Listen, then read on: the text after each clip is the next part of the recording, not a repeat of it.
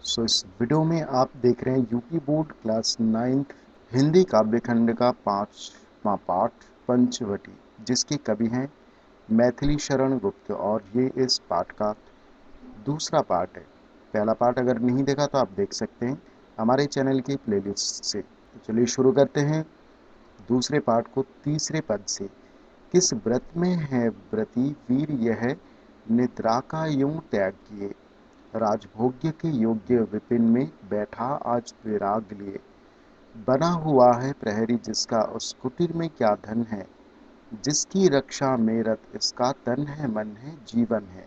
तो सबसे पहले संदर्भ की बात करते हैं तो प्रस्तुत पद्यांश हमारी पाठ्य पुस्तक की काव्य खंड की पंचवटी शीर्षक कविता से लिया गया है। और यह पद्यांश मैथिली शरण गुप्त द्वारा रचित खंड काव्य पंचवटी से ली गई है। अब प्रसंग की बात करते हैं। तो प्रसंग सबसे पहले व्याख्या नहीं समझेंगे तो प्रसंग आप नहीं लिख पाएंगे। तो सबसे पहले व्याख्या। तो गुप्त जी कहते हैं कि ये जो वीर है, धनुर्धारी वीर है, ये किस कठिन व्रत धारण किए हुए हैं, किस कठिन व्रत को धारण किए हुए हैं, जो इस वीर ने अपनी निद्रा अर्थात अपनी नींद को यूं त्याग दिए। अर्थात रात्रि में भी यह वीर क्यों जाग रहा है।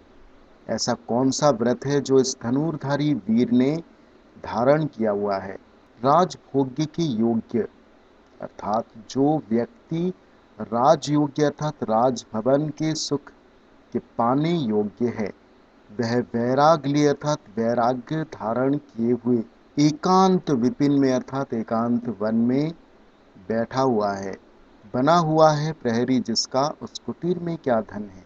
आखिर उस कुटिया में ऐसा कौन सा धन है, कौन सा धन रखा हुआ है जो यह युवक अपने शरीर की परवाह न करते हुए पूरी तन्मयता के साथ इस कुटिया की प्रहरी बनकर रक्षा कर रहा है।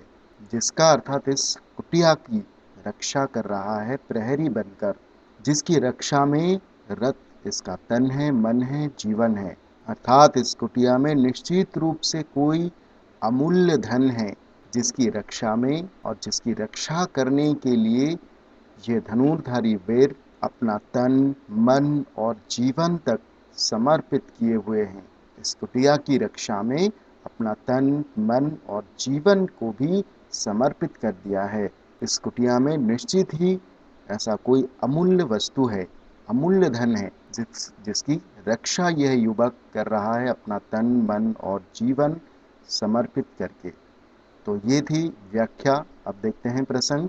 तो प्रस्तुत पद्यांश में कवि ने उस समय का वर्णन किया है जिस समय श्री राम और सीता जी पंचवटी की कुटिया में सो रहे हैं। अब बात करते हैं काव्य सौंदर्य की। तो भाषा इसमें खड़ी बोली भाषा का प्रयोग इसमें हुआ है। गुण प्रसाद है। छंद मात्रिक छंद है, जैसे मात्रिक छंद किए लिए धन है जीवन है, तो ये मात्रिक छंद है। शैली इसमें भावात्मक शैली है। रस शांत रस है पहले की तरह। अब बात करते हैं अलंकार की।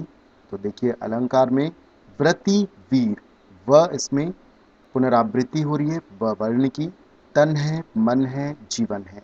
न वर्ण की पुनरावृत्ति हो रही है, जिसके कारण यहाँ पर अनुप्रास अलंकार है।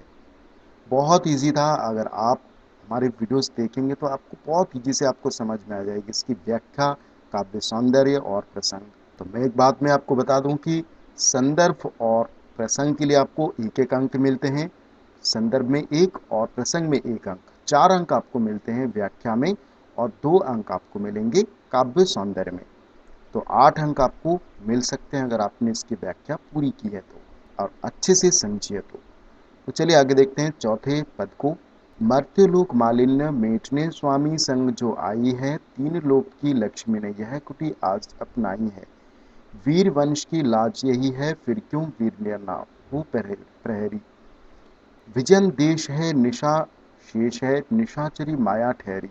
तो संदर्भ पहले की तरह प्रस्तुत पद्यांश हमारी पाठ्यपुस्तक के काव्य खंड के पंचवटी शीर्षक से लिया गया है। यह मैथिली शरण गुप्त द्वारा रचित खंड काव्य पंचवटी से ली गई है।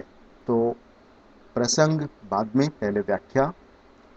तो व्याख्या में गुप्त जी कहते हैं कि मर्त्यलोक मालिन्य मेटने, मर्त्यलोक मालिन्य, लोक अर्थात संसार के मालिन्य अर्थात दोष को, अर्थात मृत्यु लोक के दोष को मेटने अर्थात दूर करने के लिए, मिटाने के लिए तीन लोक की लक्ष्मी अर्थात तीनों लोकों की स्वामिनी सीता अपने स्वामी के साथ इस पंचवटी प्रदेश में आई है और इस कुटिया में रह रही है।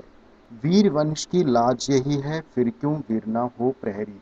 वीर वंश अर्थात ये वीरों के वंश रघुवंश की प्रतिष्ठा है, और यह सीता जी की प्रतिष्ठा में कोई आंच आती है तो रघुकुल की प्रतिष्ठा पर भी प्रश्न चिन्ह लग जाते हैं, उन पर भी आंच लग जाते हैं। इसलिए लक्ष्मण जैसे प्रहरी की यहाँ नियुक्ति की गई है। फिर क्यों वीर ना हो प्रहरी, तो ये वीर वंश के लाज की बात है, लज्जा की बात है, प्रतिष्ठा की बात है। इसलिए लक्ष्मण प्रहरी बनकर इन दोनों की रक्षा में लगे हैं। और लक्ष्मण जैसे वीर के अतिरिक्त और कौन प्रहरी है जो इस दायित्व को पूरा कर सके। विजन देश है, विजन अर्थात निर्जन, जहां कोई जन नहीं है, कोई मनुष्य नहीं है, निर्जन प्रदेश है। निशा शेष है, अभी रात्रि शेष है, और चारों ओर मायावी राक्षसों का, माया निशाचरी अर्थात राक्षसी, और माया यानी कि मायावी राक्षसों का जाल फैला है। ठहरी है मतलब रहती है, रात में निशाचरी अर्थात रात में घूमने वाली मायावी राक्षसी यहाँ पर ठहरी हुई है। तो ऐसे में फिर क्यों वीर ना हो प्रहरी, फिर लक्ष्मण प्रहरी के दायित्व को पूरा क्यों ना करे।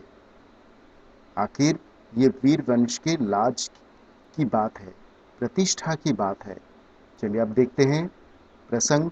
तो प्रस्तुत पद्यांश में कवि ने उस अनुपम धन की महानता का वर्णन किया है जिसकी रक्षा में वीर लक्ष्मण बहुत एकाग्रता के साथ कर रहे हैं इस कुटिया की रक्षा।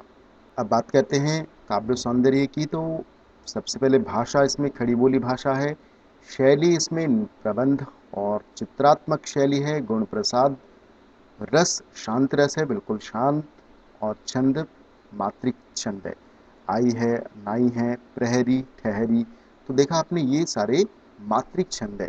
और शब्द शक्ति इसमें अभिधा, लक्षणा या व्यंजना इसमें शब्द शक्ति है। अलंकार की बात करते हैं तो देखिए मर्त्यलोक मालिन्य, म वर्ण की पुनरावृत्ति हो रही है, स्वामी संग स वर्ण की पुनरावृत्ति हो रही है, वीर वंश दोनों में व वर्ण की आवृत्ति हो रही है। तो इस कारण से यहाँ पर अनुप्रास अलंकार है। तो आप कारण भी बता सकते हैं अलंकार में कि क्यों अनुप्रास अलंकार है। तो यहाँ पर मैं तीसरे और चौथे पद को, इस दोनों पदों के साथ मैं इस वीडियो को समाप्त करता हूँ, इस पाठ को समाप्त करता हूँ, इस आशा के साथ कि आप हमारे वीडियोस देख रहे हैं और आपको समझ आ रहे हैं। तो वीडियो को अधिक से अधिक लाइक, कमेंट और शेयर करें दोस्तों के साथ में। चैनल को सब्सक्राइब नहीं किया तो ज़रूर करें। मिलते हैं अगले वीडियो में। Thank you.